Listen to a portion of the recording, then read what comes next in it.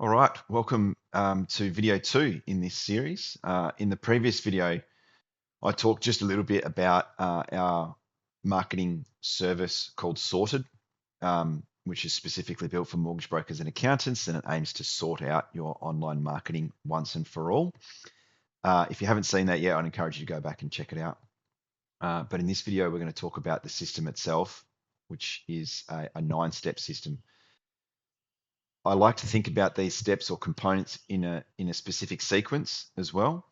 And if you've seen anything from me already, you will notice that lead generation, specifically paid lead generation, is the last in step in my, I guess, hierarchy of what needs to be done to create a robust online marketing system. And like I said here, most businesses often start at step 9 and wonder why it doesn't work. So let's walk through these steps now. So this matters because paying to generate leads is the last thing that a business should implement, not the first. Before you spend a single dollar on lead generation ads, you need a foundation that converts those leads when they arrive. And in my experience, with a lot of brokers and financial services businesses I've worked with in the past, they want to skip straight to the lead generation stuff.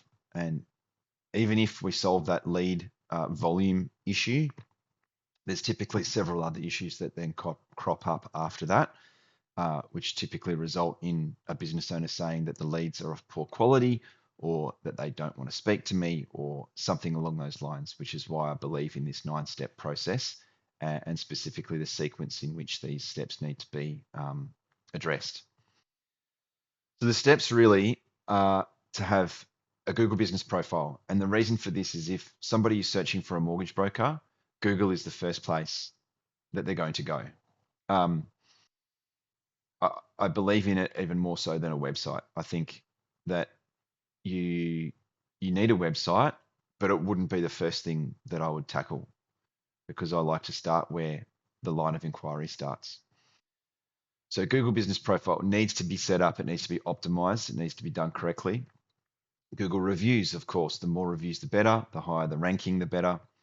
But there's some nuance within the reviews and specifically the way in which the reviews are responded to that can really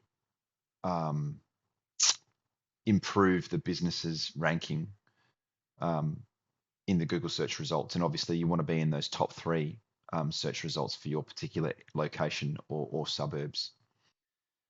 A quality website is obviously important. And in this day and age, when we have AI and everything, there's really no excuse to have an outdated or poor quality website. The reason it's number 3 is because you can have the best website in the world, but it doesn't mean you're going to get traffic just on its own, which is why I've believed that the Google Business Profile as a way to find the business locally is the first step and is far more important. But when you get people to a website, it needs to be quality. Otherwise, credibility is lost immediately. And even if you do have a great Google ranking, you're probably not going to get the inquiry if you don't look good online. Referral partnerships are crucial. Everybody knows this. Everybody says that they have some in their back pocket. I don't come across many people that put in a consistent and prolonged effort to building referral partnerships,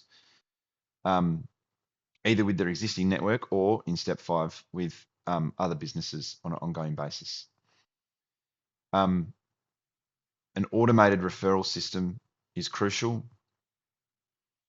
Social media presence in this day and age is also super, super important. That people want to see who it is they're going to be dealing with, not just like these posts that you get from a paid social media content company that are typically quite generic and reveal nothing about the business owner themselves. You need to have a presence. You need to have an active presence. It doesn't mean you have to become the next Instagram or TikTok financial influencer. We produce strategic content, and it's usually on social media, maybe 12 posts at a minimum, that strategically address certain issues or certain concerns that potential clients may have. YouTube is also a great way in longer form content, like what you're seeing from me now, to build rapport with people and to demonstrate, you know, your credibility and competence in the field. With strategic content in place, we can then use local social media advertising, and this is not expensive advertising by any stretch, to raise your profile in the local area, leveraging the content that was produced in step 7. And then finally, we then get to step 9, which is to do lead generation advertising. And that's typically more expensive. But with all these other steps in place, you're then in a position where not only can you generate leads, but you've got automated systems in place to build credibility, to build trust, to build rapport, and to make people want to actually get on the phone and speak with you. So this is just a little bit more detail about all of these, but you know, we've talked about it in a little bit of detail already. I mean,